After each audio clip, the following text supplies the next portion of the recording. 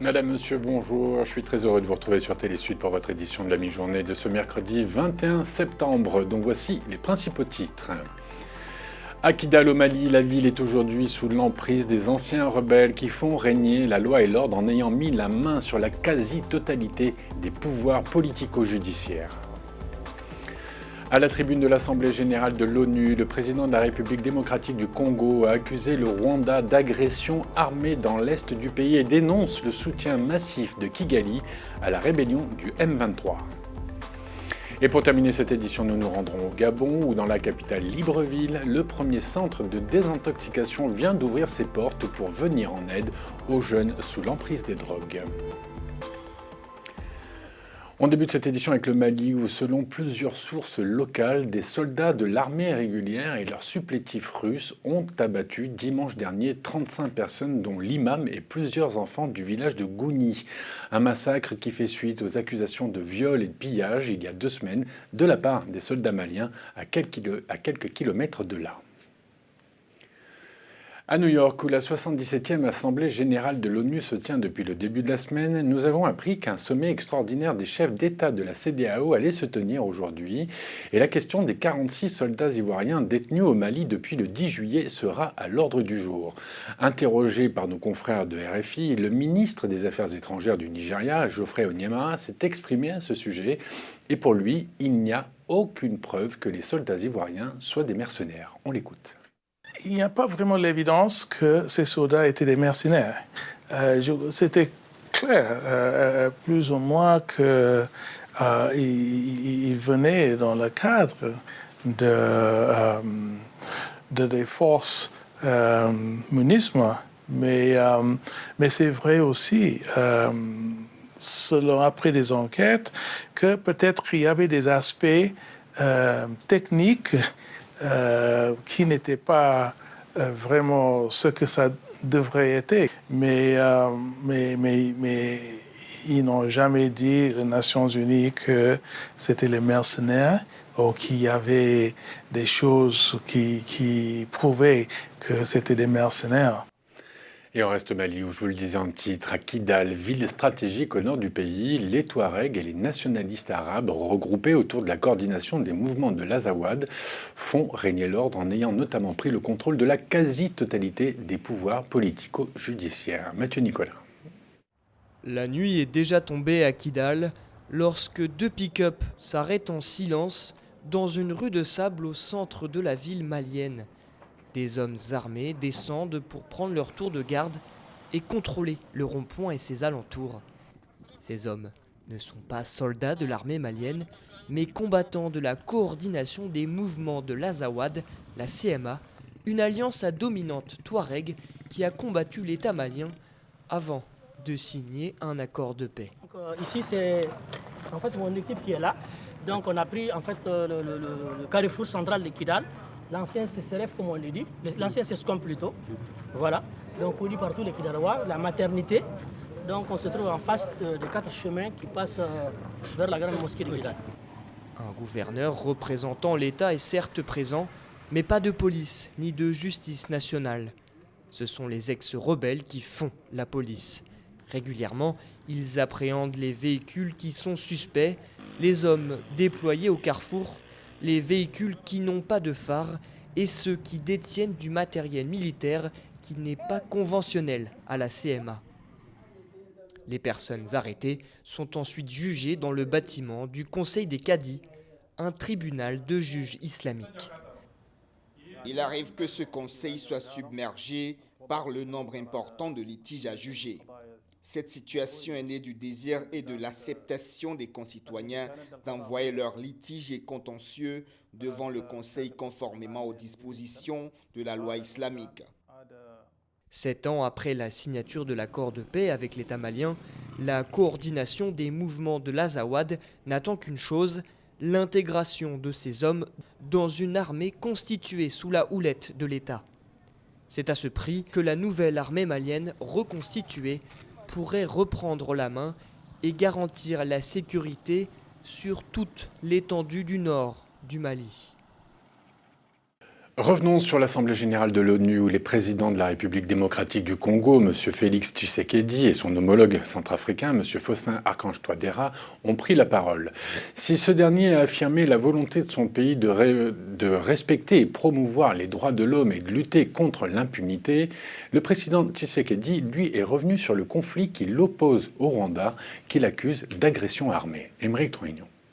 Parmi les chefs d'État qui ont pris la parole mardi à la tribune de l'ONU, le président Faustin-Archange Touadéra. Après avoir relevé la multiplication des crises dans le monde, le président centrafricain a souligné les efforts consentis par son gouvernement pour la décrispation du climat sociopolitique dans son pays.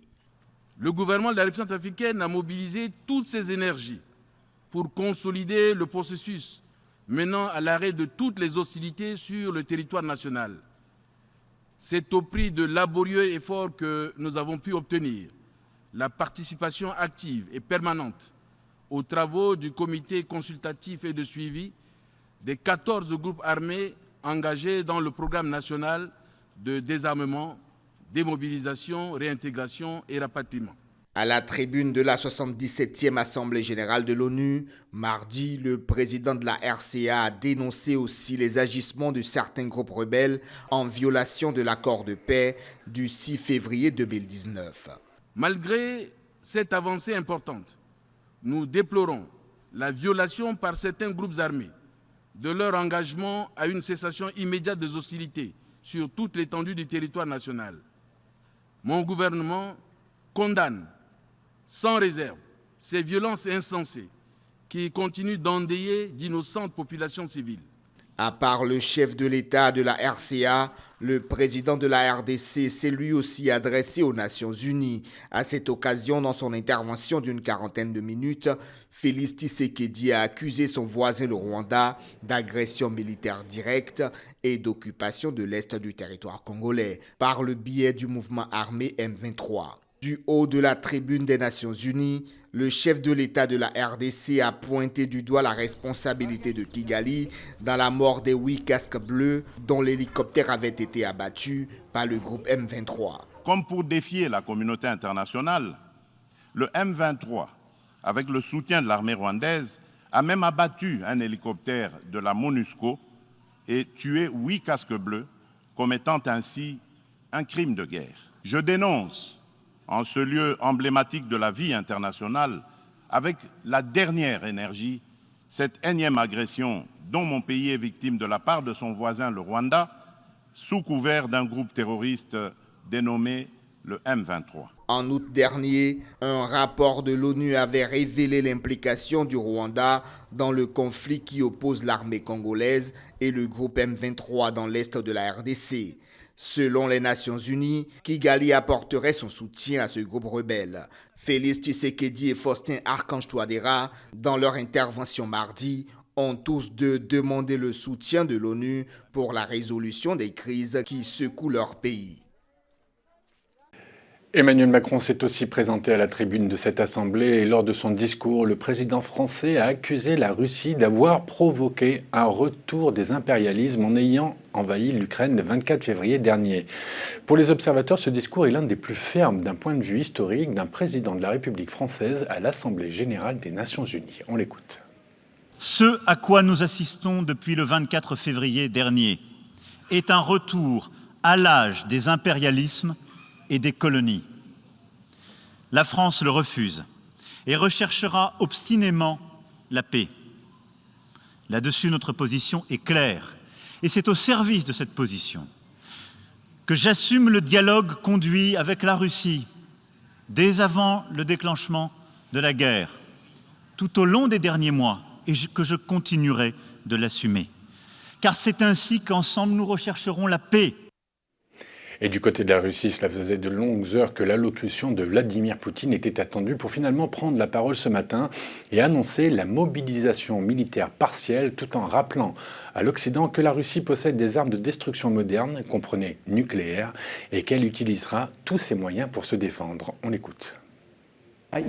pour protéger notre patrie, sa souveraineté et son intégrité territoriale, pour assurer la sécurité de notre peuple et des populations des territoires libérés, j'estime nécessaire de soutenir la proposition du ministère de la Défense et de l'État-major général de procéder à une mobilisation partielle dans la Fédération de Russie. En poste depuis 2019, Christophe Guilloux, l'ambassadeur de France au Cameroun, a officiellement quitté ses fonctions ce lundi. Avant son départ, il a tenu à saluer une dernière fois Louis-Paul Motazeux, le ministre des Finances avec lequel il a travaillé dans d'excellentes conditions pendant 3 ans. Gaël Jacam. Clap de fin pour l'ambassadeur de France au Cameroun, arrivé au terme de sa mission diplomatique. Après 3 années de séjour en terre camerounaise, Christophe Guilloux repart dans son pays d'origine sous instruction de son président Emmanuel Macron. Et rien de plus normal que de venir dire au revoir au ministre des Finances Louis-Paul Motazeux qu'il a reçu en audience dans son cabinet. Pendant 2 heures d'horloge, les discussions entre les deux personnalités ont porté, entre autres, sur la situation économique et financière du Cameroun au lendemain de la pandémie du Covid-19, de même que l'avenir du pays avec les nombreux défis qui l'interpellent, la France étant un acteur majeur de son développement. La France est aux côtés du Cameroun depuis toujours. Elle a montré son amitié dans les moments difficiles, et je parle juste des 3 dernières années, mais ça a été le cas dans le passé. Nous avons des gros programmes de coopération, de désendettement et de développement. Nous étions là aussi pour accompagner le Cameroun dans les dépenses supplémentaires en matière de santé, en matière de moratoire sur la dette. La France, par la voix de son ambassadeur, renouvelle ainsi son soutien indéfectible vis-à-vis du Cameroun. Un soutien qu'a réaffirmé le président français Emmanuel Macron lors de sa récente tournée africaine au Cameroun en juillet dernier. La France est un partenaire historique et elle a l'ambition de continuer à être aux côtés du Cameroun pour l'aider à relever ses défis dans les prochaines années. L'ambassadeur de France au Cameroun, Christophe Guilloux, quitte sa terre d'accueil avec le sentiment d'un devoir accompli et un souvenir remis des mains du ministre des Finances. Il est remplacé à ce poste par le général d'armée français Thierry Marchand, nommé par décret présidentiel signé en date du 15 septembre dernier.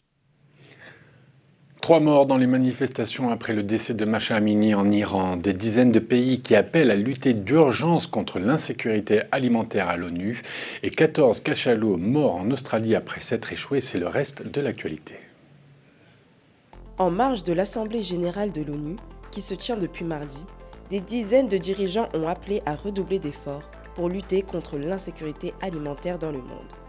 Accentuée par la convergence de crises, l'invasion russe de l'Ukraine et le manque d'engrais, les États-Unis, l'Union européenne, l'Union africaine, la Colombie, le Nigeria et l'Indonésie, tous affirment leur engagement à agir avec urgence, ampleur et de concert pour répondre aux besoins alimentaires urgents de centaines de millions de personnes à travers le monde. Ces pays prévoient également d'augmenter leur aide financière aux organismes humanitaires. En Australie, 14 cachalots ont été retrouvés morts sur une plage de l'île King, sur les côtes nord de Tasmanie. Pour les biologistes et les vétérinaires sur place, la cause des décès de ces mammifères est encore floue. Pour l'instant, une mésaventure est évoquée, car les raisons d'échouage chez ces animaux peuvent être multiples. Mais selon Chris Carlion, biologiste de l'agence de conservation, la raison la plus courante serait qu'après avoir cherché de la nourriture près du rivage, les cétacés ont peut-être été pris à marée basse. C'est ce qui est arrivé en 2020, quand la Tasmanie a connu son pire échouage marin, où plus de 470 baleines sont restées coincées sur les bords de l'île et 300 d'entre elles en ont perdu la vie. En Iran, 3 personnes ont été tuées mardi lors des manifestations dans la région du Kurdistan iranien. Ces manifestations font suite à la mort de Mahsa Amini, âgée de 22 ans et originaire de la région du Kurdistan. Elle avait été arrêtée par la police des mœurs le 13 septembre à Téhéran, où elle était en visite avec sa famille, pour port de vêtements inappropriés. Le décès de la jeune femme a suscité une vague de colère en Iran. Des militants affirment qu'elle a souffert d'une blessure à la tête alors qu'elle était en détention. La police iranienne a rejeté ces accusations et une enquête a été ouverte. Au Niger, plus de 600 migrants originaires d'une dizaine de pays africains sont arrivés dans le nord du pays après avoir été refoulés d'Algérie. Selon les Nations Unies, depuis 2014, l'Algérie, considérée comme un Eldorado et un point de transit vers l'Europe, a expulsé des dizaines de milliers de migrants irréguliers originaires d'Afrique subsaharienne. En Tunisie, le chef du parti islamiste Ennahda, Rachid Ghannouchi, doit de nouveau se présenter devant le pôle judiciaire antiterroriste dans une affaire d'envoi présumé de djihadistes en Syrie et en Irak. Un autre dirigeant d'Ennahda, l'ancien Premier ministre Ali Larayed, a été interrogé lundi dans le cadre de la même affaire et maintenu en détention pour être déféré aujourd'hui devant un juge du pôle judiciaire antiterroriste. Je vous le disais en titre, je vous emmène maintenant à Libreville, la capitale gabonaise, qui dispose depuis peu d'une structure sanitaire spécialisée dans le processus de désintoxication des personnes sous l'emprise des drogues. Une expérience dont les premiers résultats sont satisfaisants, comme va vous l'expliquer nos correspondants locaux, Muriel Ndangayene et Joël Tatou. Sauver nos enfants de la drogue n'est pas un jeu. Des messages bien visibles à l'entrée de la clinique Alia Ezeida du docteur Louma Eyouga, l'homme connu pour son combat contre le tabagisme et l'alcoolisme depuis les années 1990 au Gabon, s'investit désormais dans le suivi des personnes addictes basé sur un protocole universel. Bon, nous avons un protocole qu'on suit, ce qui est un protocole universel, d'où le traitement médicamenteux est presque à 10%, mais le reste du temps, nous avons plusieurs traitements parce que c'est un domaine pluridisciplinaire. Ici, chaque discipline joue un rôle déterminant. Notre grand maître a fait sortir plus de 2 millions d'Américains de la drogue grâce à ce yoga-là. Donc on ne fait qu'appliquer ce qui a été déjà expérimenté ailleurs. Parce que vous savez, quand on arrive à l'addiction, le système nerveux, je prends simple, le système nerveux est déjà à plat, il n'est plus solide. Donc on manque de volonté. Et ce yoga nous permet de renforcer le système nerveux. Vous avez vu l'exercice qu'on a fait tout à l'heure là, c'est pour renforcer les deux hémisphères du cerveau, pour les équilibrer. En ce moment, l'addict devient volontaire. Il peut adhérer au protocole que nous mettons en place ici. Depuis un peu plus de 2 ans, la structure reçoit environ 30 à 40% des jeunes de 14 à 18 ans, très souvent conduits par les parents, dans le but de les sortir de ce piège avec des traitements qui durent entre 6 et 12 mois. De quoi redonner du goût à la vie. J'ai déjà commencé le processus des 6 mois, donc du coup, en ce moment, je ne peux plus fumer. Je ne veux plus fumer en fait. Il a commencé une vie avant qu'il ne soit trop tard. Commencer une vie vite fait et me rattraper sur ce que j'ai échoué. Unique structure du genre dans le pays, pour le docteur Louma, il serait souhaitable que d'autres voient le jour à l'intérieur du Gabon pour que personne ne soit oublié. Pour l'instant, on a déjà ce centre-là qui, comme vous le voyez, existe depuis 2 ans et il faut l'améliorer, le parfaire, son fonctionnement, nous entourer de compétences d'autres disciplines, parce que la dictologie, c'est une discipline, si on peut dire, pluridisciplinaire. Au terme de ces 2 premières années d'existence, la clinique Alia Ezeida redonne de l'espoir aux familles grâce à un professionnalisme et un engagement certain affiché par le docteur Louma contre toute forme de drogue.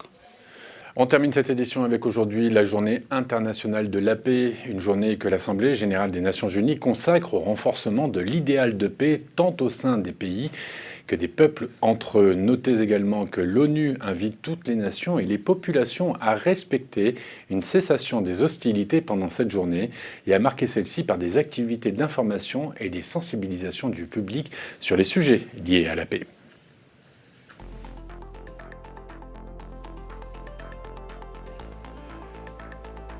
C'est ainsi que se termine cette édition. Je vous retrouve très vite pour une nouvelle édition de la mi-journée. En attendant, comme d'habitude, restez informés en regardant Télé Sud. À très bientôt. Au revoir.